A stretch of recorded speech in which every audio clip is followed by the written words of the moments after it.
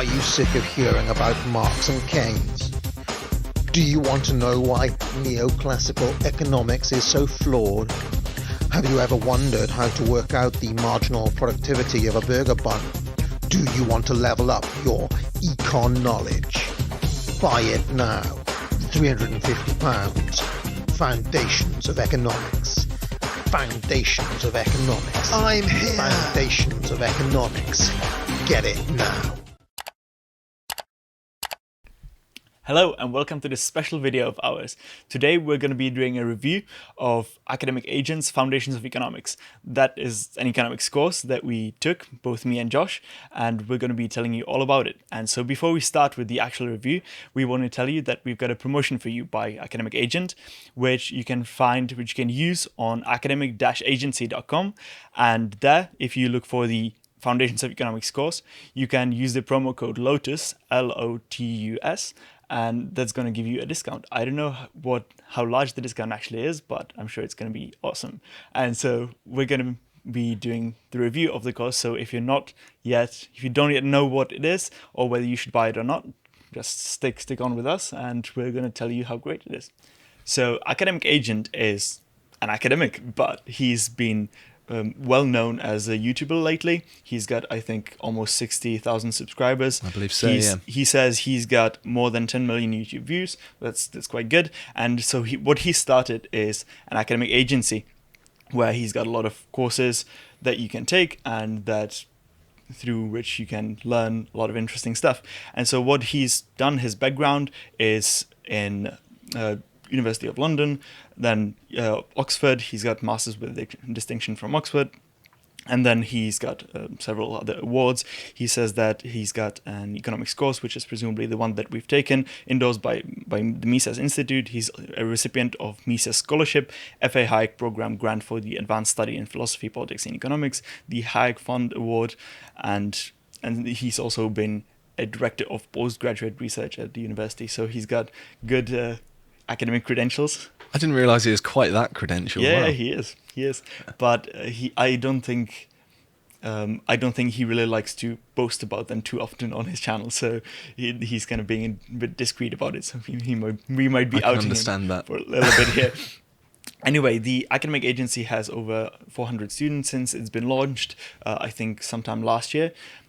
Foundations of Economics was actually, I think, the first course introduced on the academic agency. So if you go to academicagency.com, I think it is, you can find all of those courses there. So the courses that are out now are the Trivium, so the Grammar, Logic, and Rhetoric, which is the kind of classic Trivium that is. He says he did that because it's missing from today's schools and people would do well to learn about those things. It's also got Foundation of Calculus, which is quite new, and Foundation of Politics, which is upcoming. It's not out yet, but it's going to be up there too. And so you can buy each of those courses separately. For each of them costs a bit different, I think, but the Foundations of Economics costs £350, and the basic price, which can then be reduced with some promotions, such as the one that we had in the beginning, and we're also going to mention at the end. And so it would probably be worth mentioning that we did get these courses for free as just a point of disclosure, because in reviewing the copies, obviously we needed access to them. So just to be completely transparent, we didn't actually pay the full 350 ourselves, and he also gave us 2 other courses as well. But that doesn't mean we're not going to be objective in reviewing Exactly. the course. We're going to tell you all about what we think about it and what we've learned. And so regarding the structure of the course, it's just like a university course. It's just you're not taking it in an actual university but online. I think that's quite close to what it's like. Yeah, I'd say that's fair. It actually reminded me a lot of something you would get at a university, although there are some key differences which I'll get into later that actually I feel like makes it better than a university course.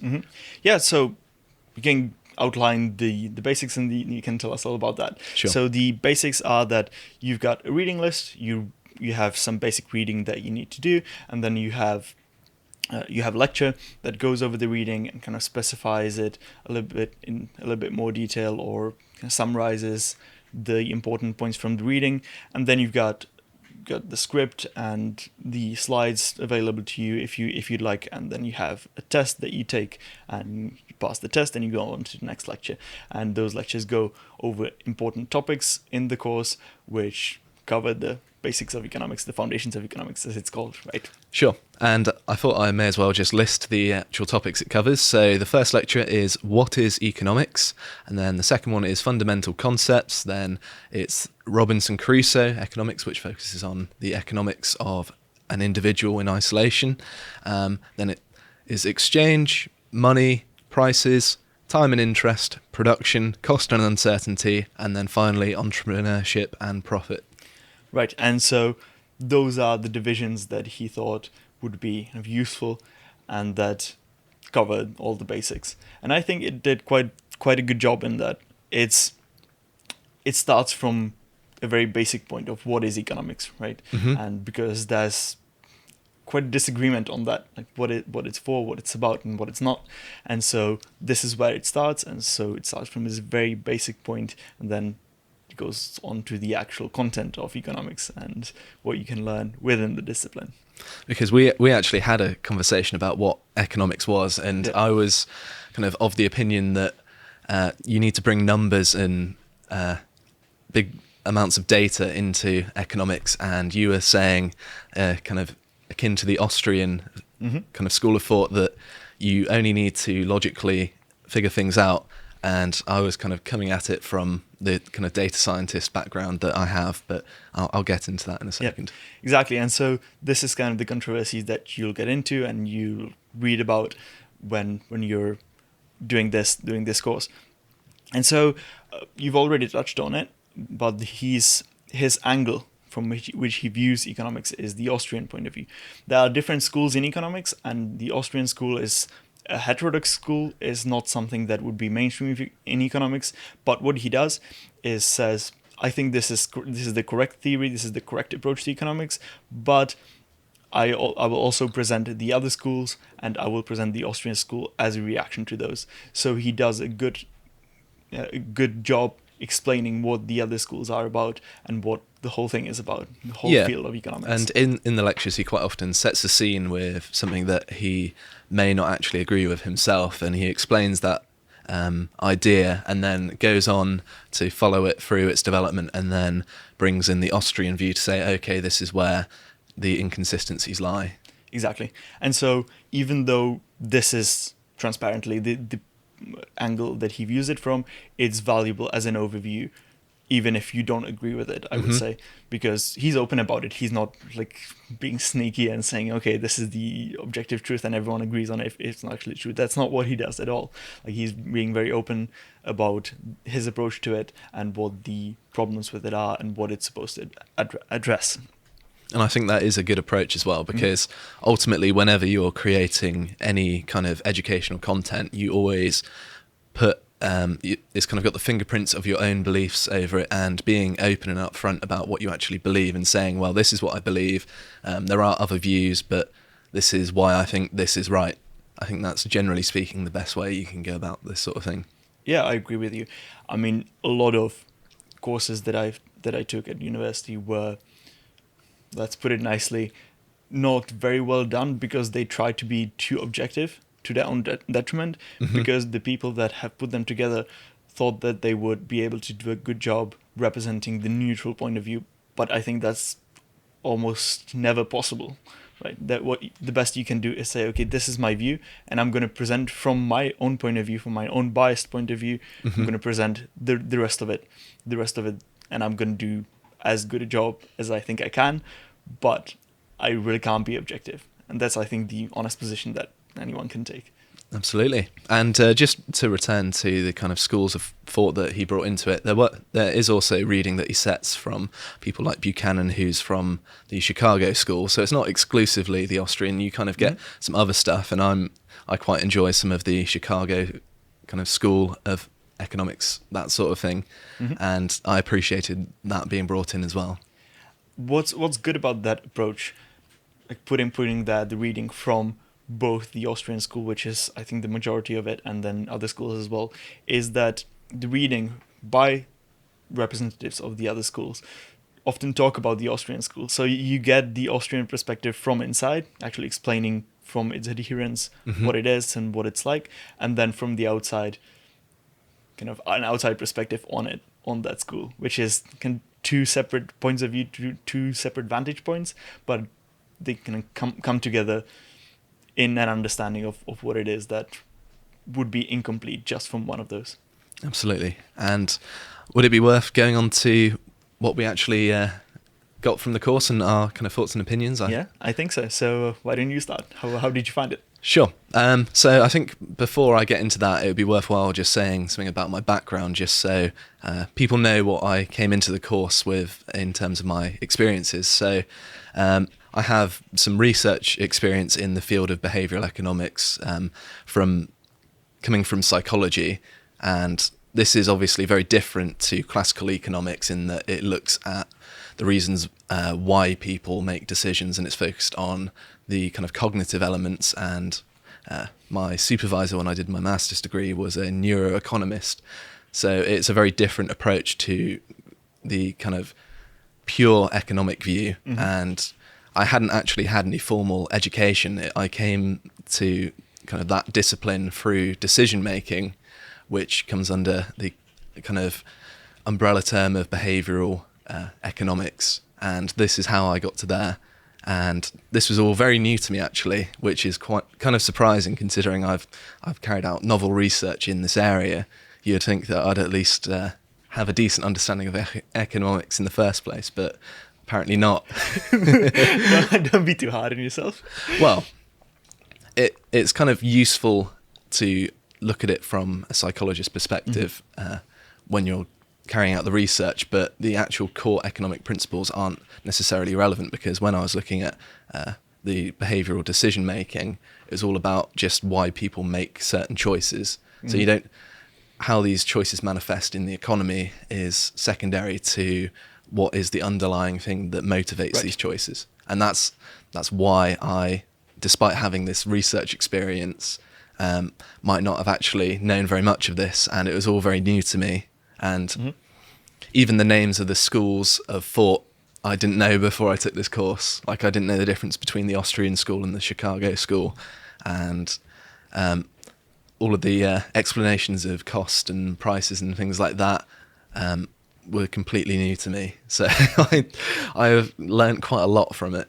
I didn't really have much knowledge. I thought I understood it, but I clearly didn't beforehand. Right, so you were focused on, you had been focused before on why people behave the way they do, but you hadn't studied the formal implications of them acting, what it actually means, and how, what it's actually going to produce in terms of people interacting with one another. Yeah, because for a behavioural psychologist, the consequences of those decisions in the wider economy aren't necessarily of concern, and are a bit of a distraction when you're carrying out research, because you're not focusing on that element. And that's kind of, for the economists, it's not something I would need to worry about.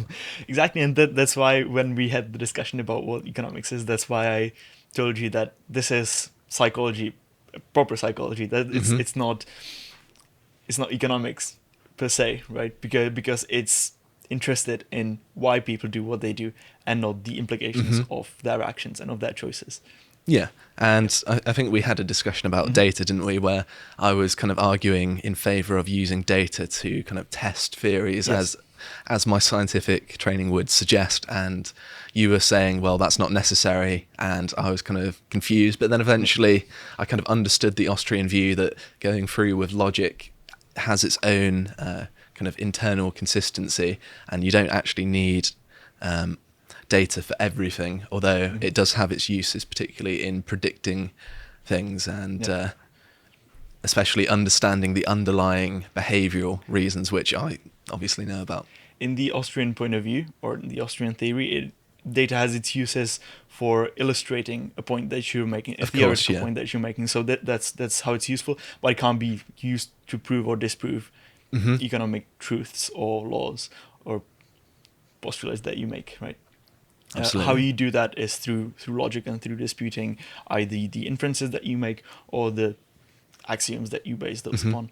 And so, because it's not done through a scientific method, it's done through a logical kind of analysis and progression, it's something else, and it's a bit counterintuitive if you come it from an outside point of view, because in the sciences you're used to doing things like that. You're used to using the scientific method, and not really used to just relying on pure logic to figure things out whether they're true or not.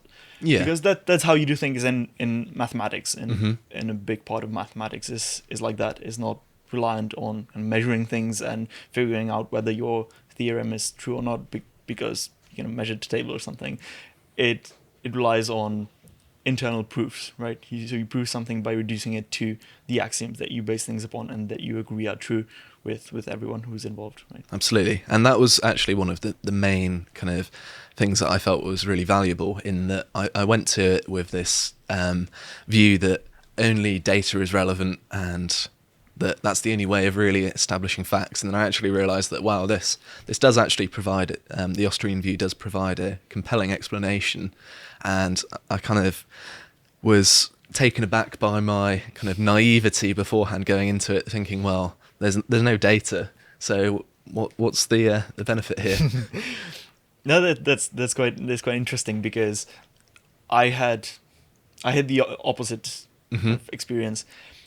Well, not exactly the opposite. I obviously acknowledge, and I have acknowledged the usefulness of data in some ways, but in economics I'd been focusing on this like praxeology catalactics point of view, saying, okay, what can you infer from certain starting points, what can you deduce?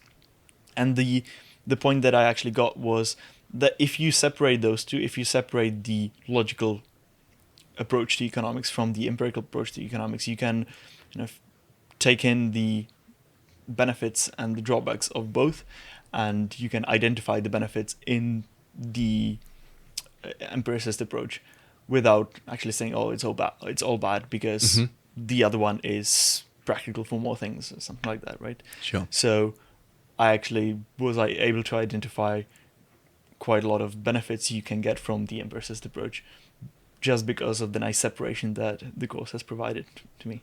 Absolutely. And I would actually like to talk about the structure of the course itself, in that I quite liked that the lectures were just as long as they need to be. And something that I noticed while I was at university is that I think the academics, when they created their lectures, they were kind of creating them to a time limit, and therefore they just threw in loads of filler just to be like, well, it's an hour, therefore I'm happy with it.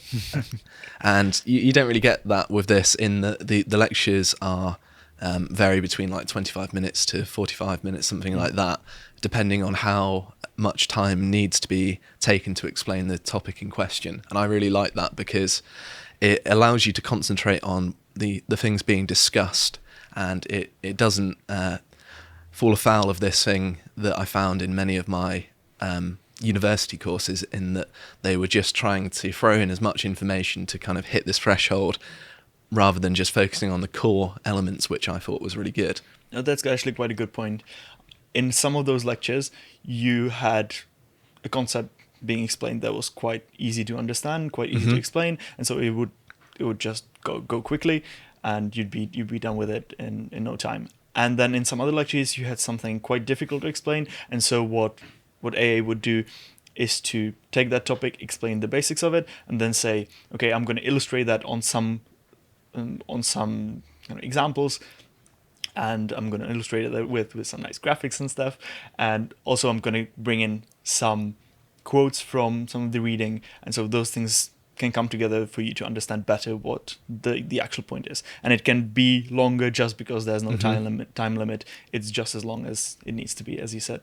And on a point about the reading, this is something that is a bit just strange about the way I approach things, is that I quite often like doing the lecture first and then doing the reading after for the more detailed approach, which isn't the way that the course is structured, but I'm just strange, and I did this in university as well, where I'd go to the lecture as like a blank slate and kind of get the introduction, and then I find going towards the reading is a bit more accessible. But then a lot of the time, the actual reading itself, he's picked out the key parts, and it always felt like it was very relevant to what was being discussed. And he quite often picked out reading which was from the key thinkers he's discussing, and more often than not, these were PDFs of the full book as well, which is also very nice that you've got, even when you finish the course, you've got these copies of these 10 different books that you can carry on reading through if you so wish. I think it's because most of them are from the Mises Institute or from Liberty Fund, who put their stuff public. So they are freely available, like all of their books and everything, which is amazing. I mean, there's so much stuff. So yeah, well, I didn't know about that beforehand, and if I had known there were free books on economics, I might have been more likely to pick them up. But I might give you some more recommendations then. Okay, so let me just ask you, what do you think? Like, pick one thing that you think was valuable that you learned from it that you would want to highlight. Well, I did mention that it fleshed out in my mind the value of just going through things logically rather than through being data driven like I had previously thought. And I think kind of putting a check on my data scientist way of thinking was probably a very good thing that it gave to me. But it also made me kind of understand that you can approach economics without having to go through like pools of data, and you can actually approach it logically, which I find more engaging because I find it more exciting to engage with ideas rather than the numbers. I just believe that is the... That's why you're a scientist? Well, the problem is that when you're a scientist, the ideas are the exciting part, but the getting there with the data is the boring but necessary part, because it's the most objective way, in my view at least. I understand, yeah. Okay, well, let me just also say something about what I learned. Sure. I mean, a lot of the things that you said, I had the same impression that, like, we've already talked about. So what is my background? Just to copy your structure here a little bit.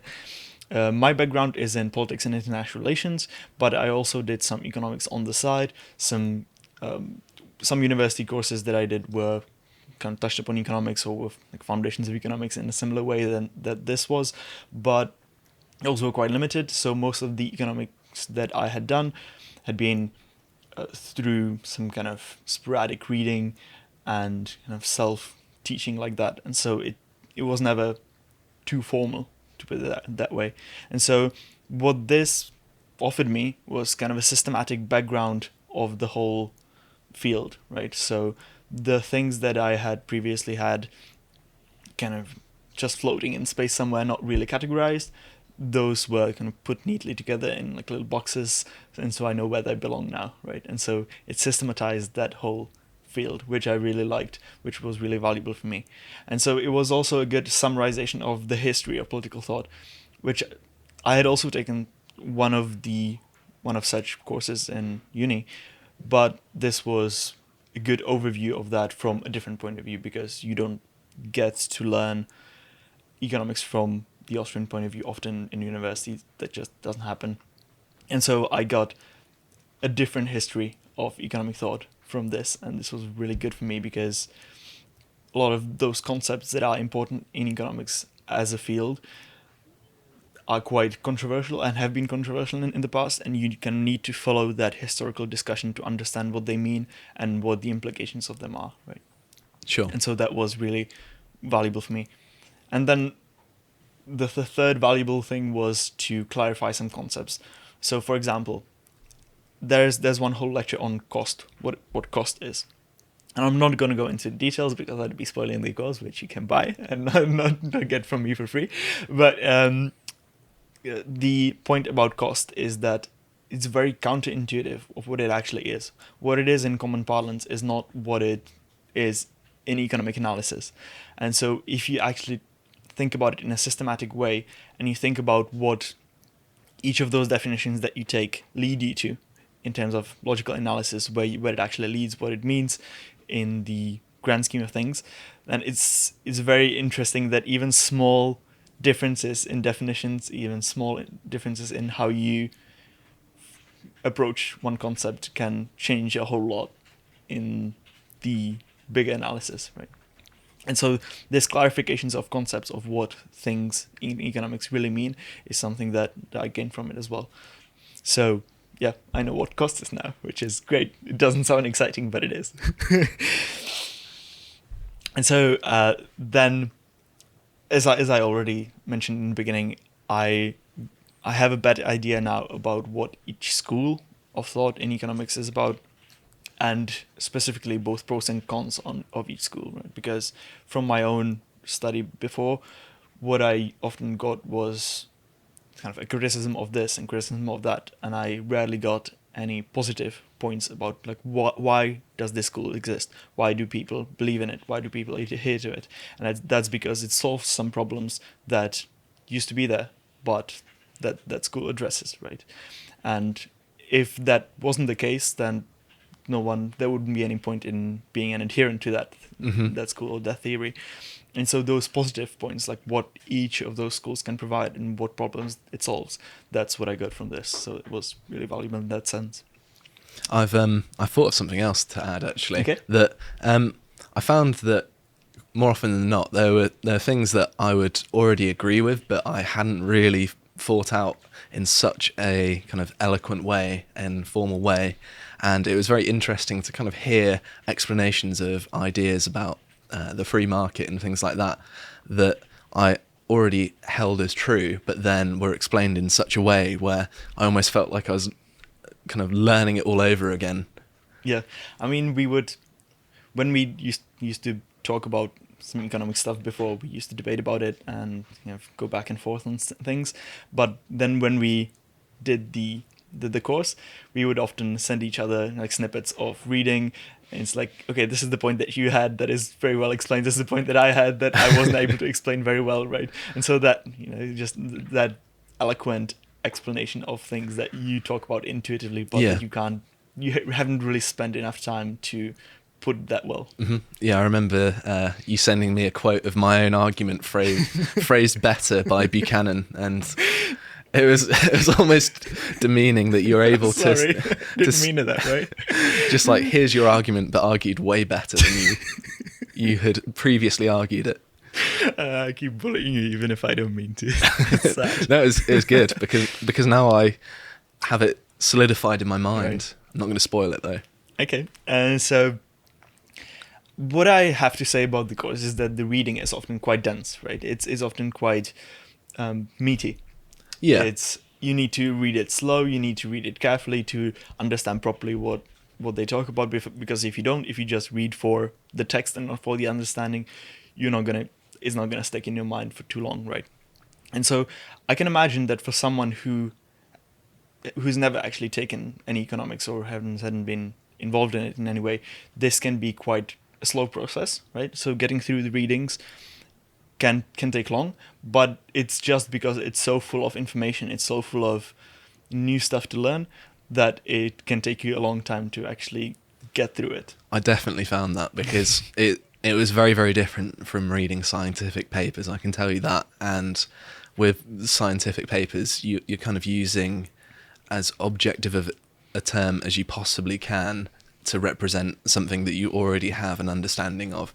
And with economics, I kind of went to it as a blank slate, and there were lots of terms being used and things that it took me a very long time to actually read through things because I was constantly kind of having to look up certain terms and stuff like that. But it was really useful because I felt like, well, I've got so much information here that I'm really using my time efficiently by reading it, because I was learning all of these different terms and concepts and stuff like that, that I'd say it was very rich in information. I know that's a very cliche thing to say, but that was my main takeaway from the reading. Yeah, I mean that's something that I thought about as well.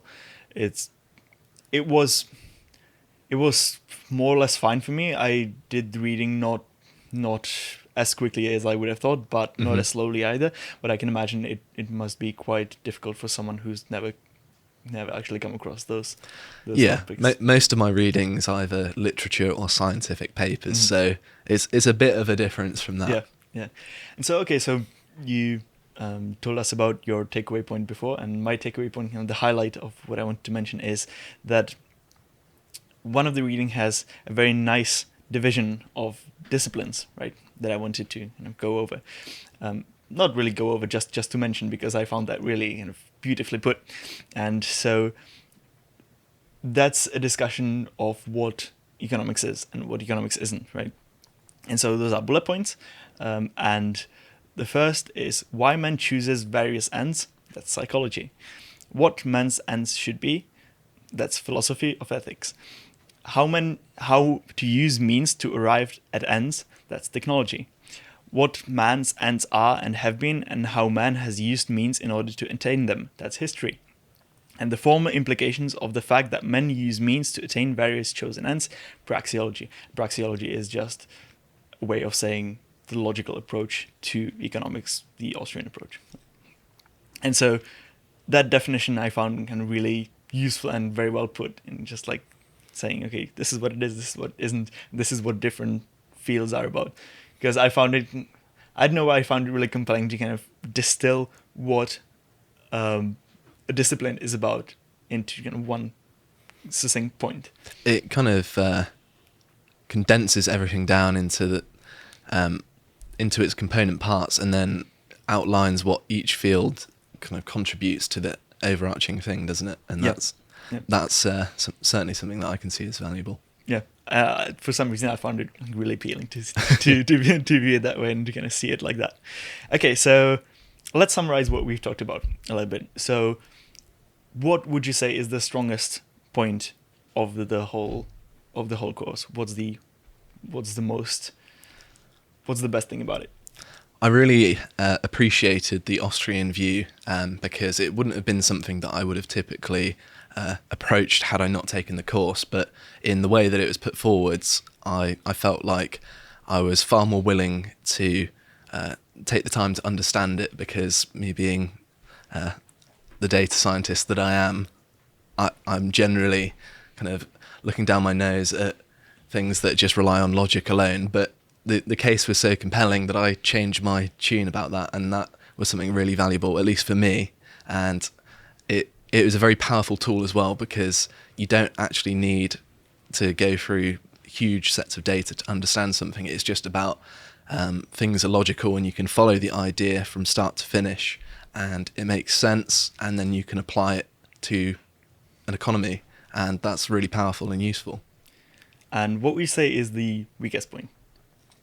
I found some of the reading very difficult, but then that's probably more just that I don't have any experience reading economics, and that's probably more of a flaw on my part, to be honest.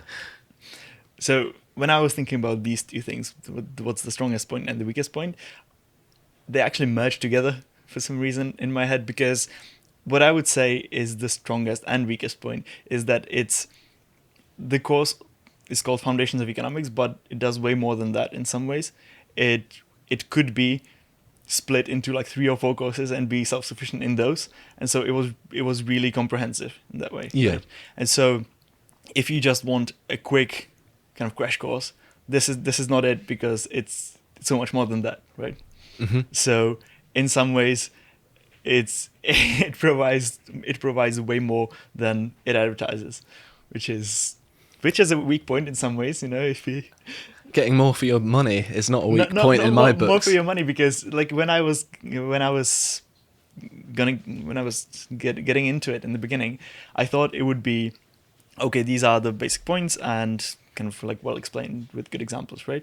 But it ended up being going way deeper than I thought and way further than I thought, and so it's something that I wasn't really aware of before I started. I thought it would be smaller and more compact, and it was quite expansive.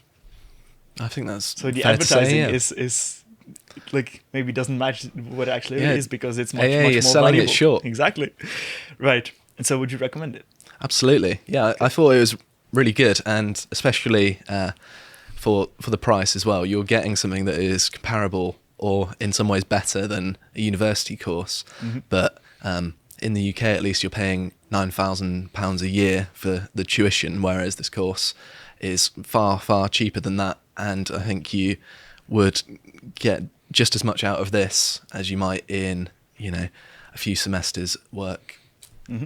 So if you want to go to university because you think you learn a lot from it, Mm-hmm. not because you think that a practical piece of paper can come out of it, Mm-hmm. then you might rather do this, because this I found very useful and very valuable. I would like to add a bit of a caveat that it's not just for people who are kind of aspiring academics, because it's very useful in and of itself, and particularly the Austrian approach. You can learn about it and apply it just in knowing about politics, and it's very useful to understand that side of things, because it fleshes out why these economic decisions are made. I feel a lot better for me than I had understood previously. And in that sense, it's actually helped me understand the political world as well a little bit. And there's a lot to be gained just from, I imagine, people who watch this channel and subscribe to our website and such, that this might be right up your street. That's good. And so just to remind everyone, we have a promotion, as we said in the beginning, by the Academic Agent. There is a promo code LOTUS that you can use on academic-agency.com. And if you use that promo code, you get 20% off of Foundations of Economics. And by doing that, you're supporting both the Academic Agent and us, Lotus Eaters. And so this is a great way to improve on your own skills and to make yourself kind of a more quality person. This is all about creating alternative structures to the mainstream places of learning and of research. And so what we're trying to do here, I think the Academic Agent is trying to do the same thing. And so you're supporting that endeavor and building these alternative structures. And so go to academic-agency.com and use the promo code LOTUS to support both us and the Academic Agent. And if you like this review, go to lotuseaters.com, where you can support us directly, and we have a lot of other content that you can find there. Thank you for watching, and see you next time.